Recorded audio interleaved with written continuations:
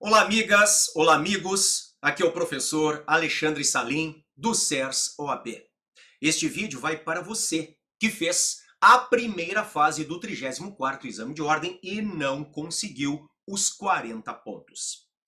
Eu e o professor Arthur Trigueiros estamos sustentando a anulação de duas questões de direito penal. Vem para a telinha comigo.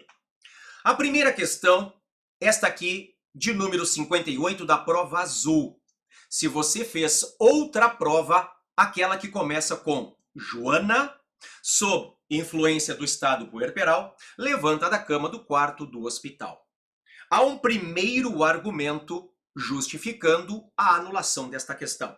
Há uma suspeita de plágio, há uma suspeita de cópia, há uma suspeita de que esta questão tenha sido copiada e adaptada de outra, o concurso Imbel 2021.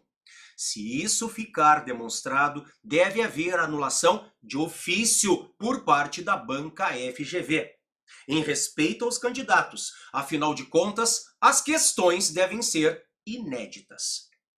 Há um segundo argumento. A questão versa sobre crimes contra a vida. Tanto assim o é que as alternativas trazem homicídio e infanticídio.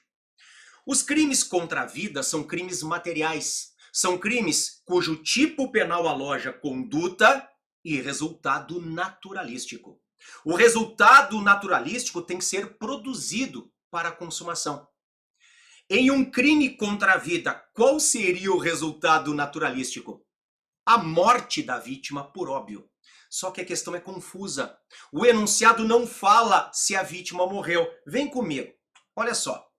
Bom, a dona Joana, ela, em face de um tranco da arma, ela erra o disparo e atinge o berço onde estava o filho de Maria. Atinge o berço? Mas aí eu te pergunto, o filho de Maria morreu? Ele sofreu lesões? Ele foi atingido? Você tem que saber que o erro na execução, e eu falo disso porque o gabarito seria infanticídio em razão da incidência do erro na execução. O erro na execução, artigo 73 do nosso Código Penal, conhecido como aberratio ictus, ele pressupõe que o agente, ao invés de atingir a pessoa que pretendia ofender, atinja a pessoa diversa. Atinja a pessoa diversa. Então, este é o aberratio ictus, é o erro na execução. Por erro, quer acertar uma pessoa e acerta outra. Te digo mais. Quando por erro o agente quer acertar uma pessoa e acerta uma coisa, ou quer acertar uma coisa e acerta uma pessoa, não é aberratio ictus, não é erro na execução, mas aberratio criminis ou delictio, artigo 74, resultado diverso do pretendido. Então veja, nós não temos aqui nenhuma resposta correta. Voltei. Por quê? Primeiro, eu não sei se a vítima foi atingida. Se eu não sei se a vítima foi atingida, eu não sei se há efetivamente erro na execução. Além disso, se eu não sei se a vítima foi atingida, se crime de infanticídio há, é na forma tentada. E é bem diferente infanticídio consumado de infanticídio tentado. Então veja, há a questão do possível plágio.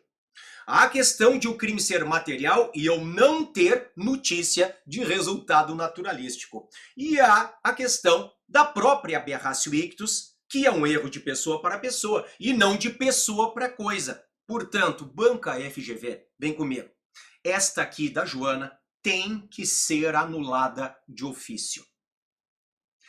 A outra é aquela na prova azul de número 61. Se você tem outra prova, é aquela do Lúcio. Começa assim. Após ter sido exonerado do cargo em comissão que ocupava há mais de 10 anos, Lúcio... Bom, há um primeiro argumento. Este primeiro argumento passa pelo resultado naturalístico, dever ou não ser atribuído ao agente. Vamos rapidamente ao Código Penal. Abri o nosso Código Penal e desci até o artigo 13. O artigo 13 traz a relação de causalidade, dizendo no caput o resultado de que depende a existência do crime, somente é imputável a quem lhe deu causa. Considera-se causa ação ou omissão, sem a qual o resultado não teria ocorrido. Superveniência de causa independente. A superveniência de causa relativamente independente exclui a imputação quando, por si só, produziu o resultado. Os fatos anteriores, entretanto, imputam-se a quem os praticou. Nós temos que saber se o resultado será ou não será imputado ao Lúcio. Nós temos que saber, e eu volto aqui à questão, se o resultado será ou não será imputado ao Lúcio.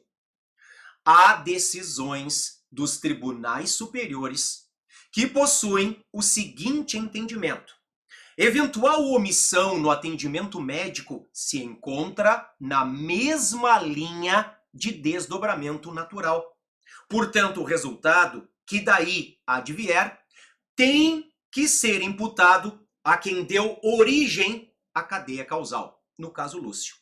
Então, se houver erro médico, como a questão narra aqui, nós temos que imputar o resultado a quem deu origem à cadeia causal, no caso, o Lúcio.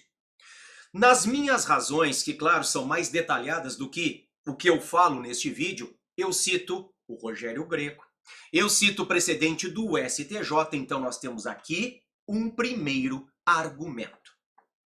Há um segundo argumento que é muito importante. Por quê?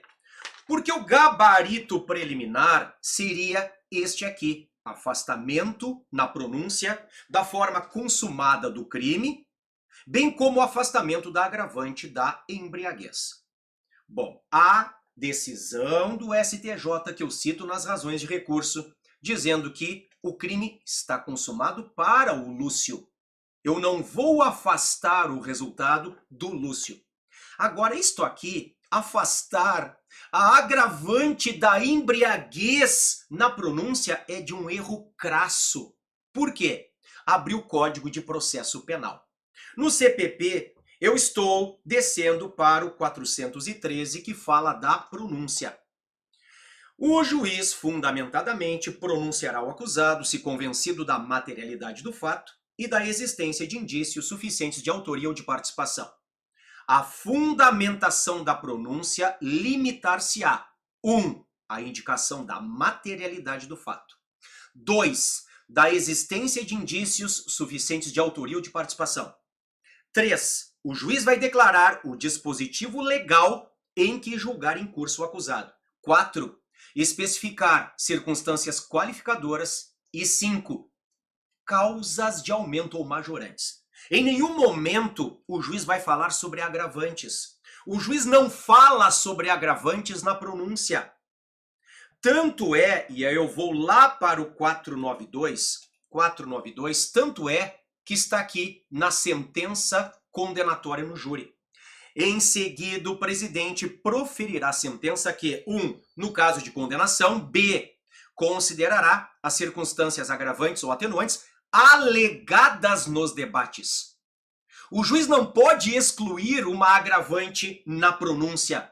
A agravante, isto vale também para atenuante, é alegada no debate. Então nós temos um erro aqui, eu volto a ela, nesta questão do Lúcio, porque o gabarito preliminar aponta esta letra B. Aqui, claro que eu estou com a prova azul, mas este seria o gabarito.